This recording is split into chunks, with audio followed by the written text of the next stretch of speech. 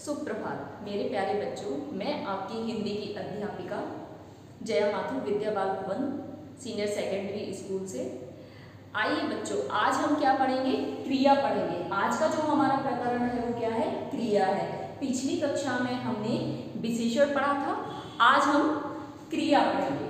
क्या पढ़ेंगे? हम क्रिया पढ़ेंगे और क्रिया के बारे में जानेंगे कि क्रिया किसे कहते हैं। क्रिया किसे कहते हैं? तो सबसे पहले हम इन वाक्यों को पढ़ते हैं, फिर हम जानेंगे कि क्रिया किसे कहते हैं। वाक्य हमारा है कि बाहर वर्षा हो रही है। बाहर वर्षा हो रही है। तो वाक्य में जो रेखांकित शब्द है हो रही है, इस पर आप ध्यान दीजिए। लड़के व्यायाम कर रहे हैं। लड़के क्या कर रहे हैं? व्यायाम कर रहे हैं। टिंकू पलंग से गिर गया। पक्षी उड़ रहे हैं। तो जो रेखांकित हमारे शब्द हैं वो क्या है? क्रिया है। इन शब्दों से हमें पता चल रहा है कि टिंकू क्या कर रहा था? टिंकू पलंग से गिर गया। बाहर क्या हो रही है? बाहर वर्षा हो रही है। एक क्रिया हो रही है। क्रिया क्या? जो कार्य किया जा रहा है या जो घटना घटित हो रही है उसको क्या बोलते हैं? उसको क्या बोलते हैं? क्रिया बोलते हैं। लड़के व्यायाम कर रहे हैं। लड़कों की क्रिया क्या हो रही है? लड़कों की क्रिया हो रही है कि वे व्यायाम कर रहे हैं। अब पक्षी उड़ रहे हैं। पक्षी की क्रिया क्या है? कि वे उड़ रहे हैं।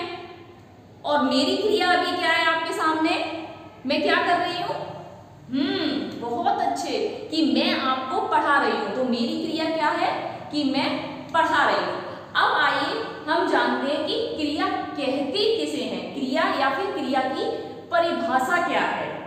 क्रिया की परिभाषा क्या है? तो आइए अब हम जानते हैं कि क्रिया की परिभाषा क्या है।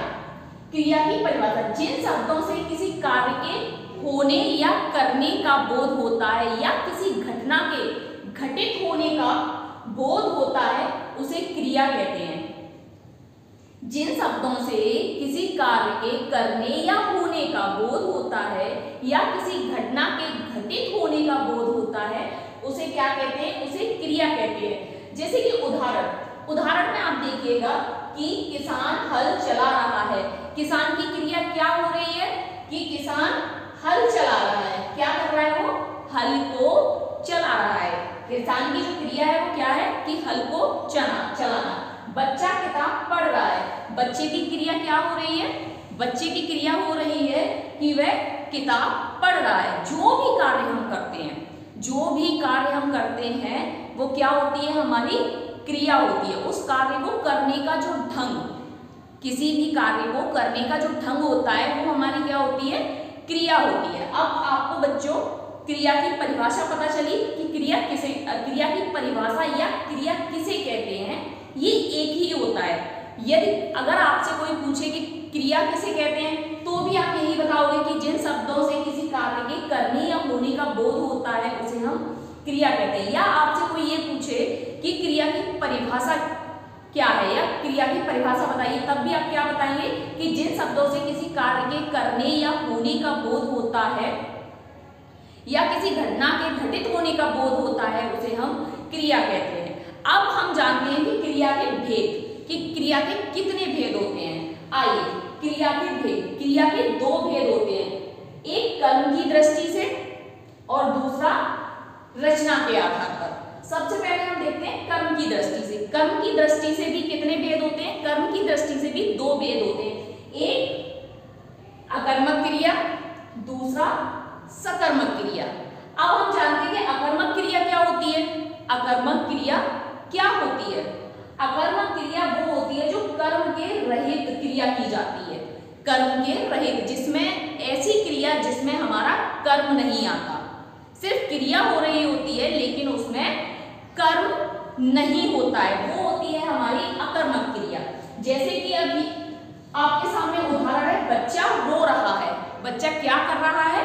बच्चा रो रहा है। तो इसमें बच्चे की क्रिया हो रही है कि बच्चा रो रहा है, लेकिन इसमें कर्म नहीं है, सिर्फ बच्चा है और क्रिया है। तो ये क्या हो रही है? हमारी अकर्मक क्रिया। ये वाक्य में कौन सी क्रिया का प्रयोग हुआ? अकर्मक क्रिया का। अब हम आते हैं सकर्मक क्रिया पे।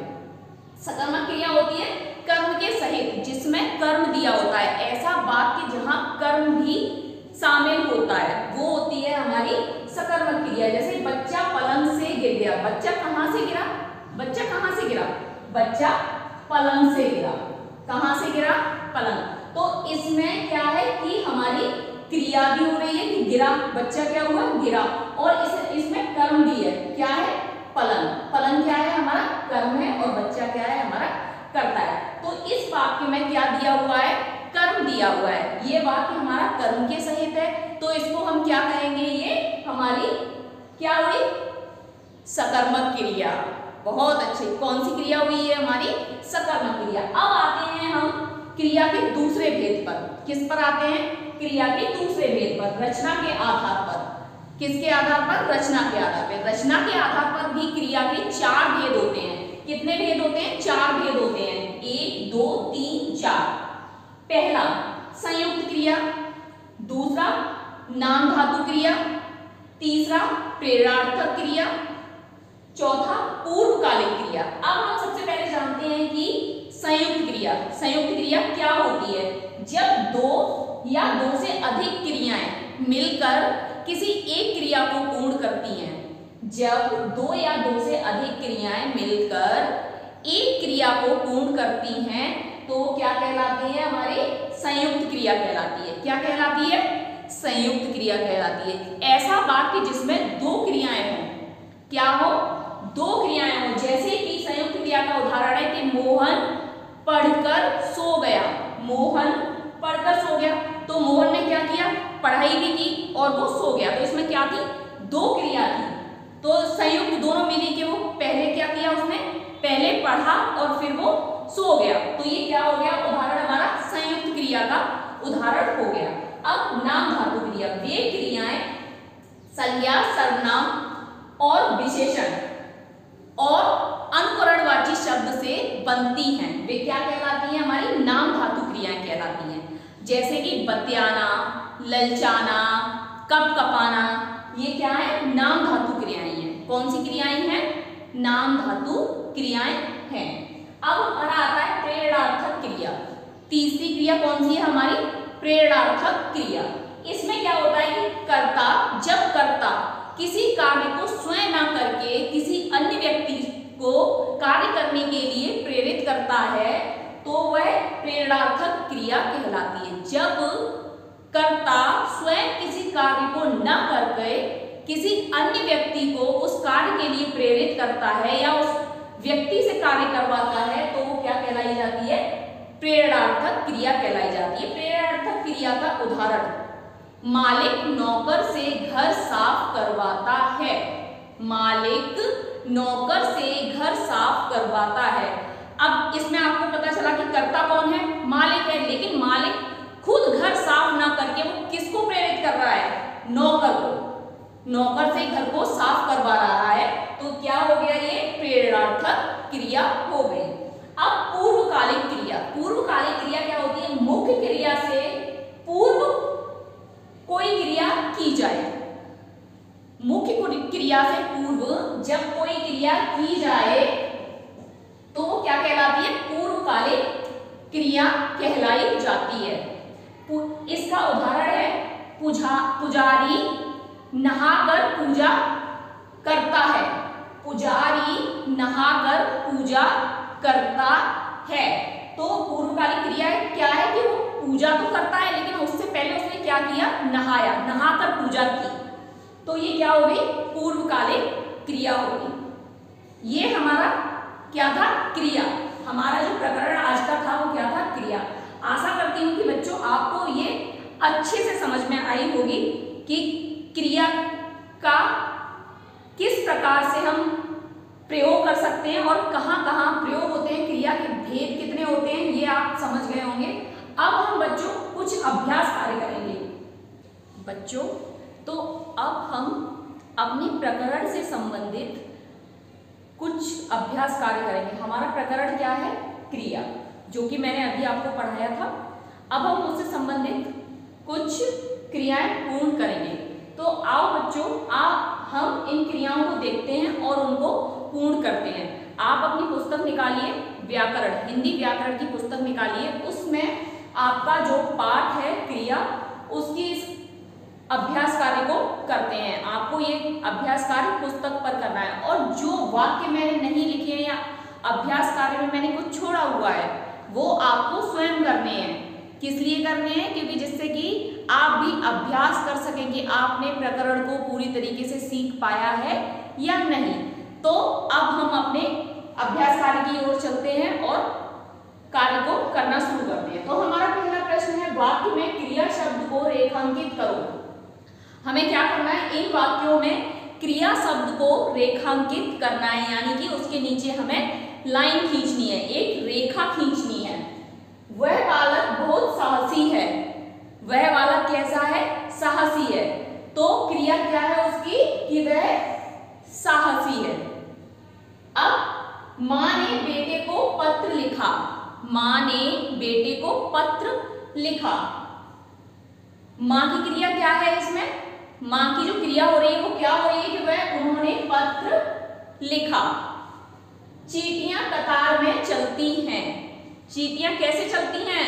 कतार में, यानी कि लाइन बनाकर। तो चींटियों की क्रिया क्या हो रही है कि वे चल रही हैं। हमारे अभ्यास कार्य का दूसरा प्रश्न, हमारे अभ्यास कार्य का दूसरा प्रश्न क्या है? सही कथन पर सही का, गलत कथन पर गलत का चिन्ह लगाइए। अब हम अपना वाक्य देखते हैं कि क्रिया का मूल रूप धातु कहलाता है। बताइए बच्चों, क्रिया का मूल रूप क्या कहलाता है? धातु कहलाता है। तो ये क्या होगा हमारा? सही, कि क्रिया का मूल रूप ही धातु कहलाता है। अब हमारा दूसरा, द्विकर्मक क्रियाओं में दो कर्म नहीं होते हैं। द्विकर्मक क्रियाओं में दो कर्म नहीं होते हैं, दो कर्म नहीं होते हैं, होते हैं दो कर्म होते हैं, तभी तो वह द्विकर्मक क्रिया है। तो ये क्या होगा? गलत होगा। अकर्मक क्रिया में कर्म होता है। अकर्मक क्रिया में कर्म होता है। मैंने आपको क्या बताया था कि अकर्मक क्रिया कर्म रहित होती है, उसमें कर्म नहीं होता है। तो ये भी हमारा वाक्य कैसा है? गलत है। अब क्रिया शब्द विकारी होते हैं। कैसे होते हैं क्रिया शब्द? क्रिया शब्द विकारी होते हैं। तो ये हमारा वाक्य सही है। अब हम अपने प्रश्न संख्या 3 की तरफ चलते हैं। अभ्यास कार्य का प्रश्न संख्या हमारी 3, इसकी तरफ चलते हैं और देखते हैं कि हमें इसमें क्या कार्य करना है। वाक्य में कर्म को रेखांकित करें। जैसे कि इस वाले वाक्य में हमने किसको? क्रिया को रेखांकित किया था, क्रिया पे लाइन खींची थी, लेकिन इसमें हमें किस पर खींचनी है? कर्म पर लाइन खींचनी है। तो ये तो बच्चों आपको समझ में आ गया होगा, क्योंकि ये बहुत सरल है, आप कर सकते हैं। चलिए मैं अब आपको बताती हूँ कि मीरा चित्र बना रही है। बनाना क्या है? उसकी क्रिया है, लेकिन क्या बना रही है वो? चित्र। तो चित्र क्या हो गया हमारा? कर्म हो गया, और हम चित्र को रेखांकित करेंगे। गुंजन सितार बजा रही है। गुंजन क्या बजा रही है? बजाना तो उसकी क्रिया है कि वो बजा रही है, लेकिन क्या बजा रही है? हाँ, सितार बजा रही है। तो सितार को हम रेखांकित करेंगे। अब मोची जूते बना रहा है। मोची क्या कर रहा है? बताओ बताओ। जूते बना रहा है। जूते, तो जूते क्या है? कर्म है। उमा ने गाना गाया। क्या गाया? गाना गाया, ये तो उसकी क्रिया होगी, पर वो गा क्या रही है? गाना। तो गाना क्या है? क्या है? कर्म है कि उमा ने गाना गाया। अब हम अपने अभ्यास कार्य के चौथे प्रश्न की तरफ चलते हैं। चौथे प्रश्न में देखते हैं कि हमें क्या करना है। वाक्य में क्रिया का उचित रूप लिखकर वाक्य को पूरा करें। हमें ये जो कोष्ठक में दिए हैं इनका हमें उचित रूप लिखना है। कहां पर? इस वाक्य में, और इस वाक्य को पूर्ण कर देना है। तो सीमा अच्छा क्या करती है? गा। गा का क्या हो जाएगा? गाती। गाती है। अब दूसरा वाक्य, डाल पर दो तोते बैठ नहीं, दो तोते हैं तो बैठे हैं। क्या हो जाएगा? बैठे हैं। अब तीसरा वाक्य हमारा, जाओ चले जा नहीं, क्या हो जाएगा? जाओ चले जाओ।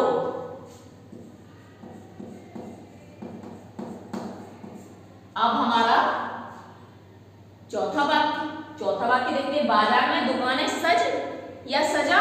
नहीं, ना सज और ना सजा, क्या हो जाएगा? सजी हैं। सही रूप क्या होगा? सजी हैं। तो बच्चों आज का प्रकरण आपको अच्छे से समझ आया होगा, मैं ये आशा करती हूँ। बच्चों अभी हमने क्रिया से संबंधित अभ्यास कार्य को किया था, अब हम प्रश्नों को करेंगे। तो आइए देखते हैं कि हमारा पहला प्रश्न, क्रिया किसे कहते हैं? क्रिया किसे कहते हैं? जिन शब्दों से किसी कार्य के होने या करने का बोध होता है उसे क्रिया कहते हैं। क्रिया किसे कहते हैं? कि वे शब्द जो किसी कार्य को करने या होने का बोध प्रकट करते हैं उन्हें हम क्रिया कहते हैं। जैसे बच्चा खेलता है तो बच्चे की क्रिया क्या हो रही है? कि बच्चा खेल रहा है। अब हमारा दूसरा प्रश्न, क्रिया के मूल रूप को क्या कहते हैं? जैसे कि मैंने आपको बताया था कि क्रिया का मूल रूप क्या कहलाता है? धातु कहलाता है। तो क्रिया के मूल रूप को धातु कहते हैं। अगला प्रश्न, कर्म के आधार पर क्रिया के भेद कितने होते हैं? कर्म के आधार पर क्रिया के कितने भेद होते हैं? मैंने आपको बताया था कि कर्म के आधार पर क्रिया के 2 भेद होते हैं, अकर्मक क्रिया और सकर्मक क्रिया। तो बच्चों अब हमारा अगला प्रश्न, रचना के आधार पर क्रिया के भेद लिखो। जैसा कि मैंने आपको बताया था कि रचना के आधार पर क्रिया के कितने भेद होते हैं? 4 भेद होते हैं।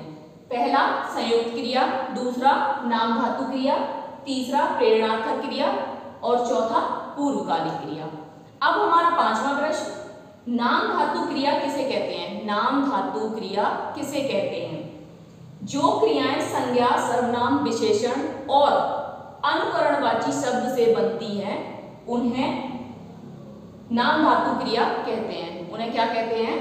नाम धातु क्रिया। जैसे नाम धातु क्रिया के मैं कुछ उदाहरण आपको बताती हूँ, बतलाना, झुठलाना, शर्माना, फिल्माना इत्यादि। ये क्या है? ये हमारे नाम धातु क्रिया के कुछ उदाहरण हैं। तो बच्चों आशा करती हूँ कि आज का प्रकरण आपको बहुत अच्छे से समझ आया होगा और बहुत ही आनंद के साथ आपने इस प्रकरण को सीखा होगा। धन्यवाद।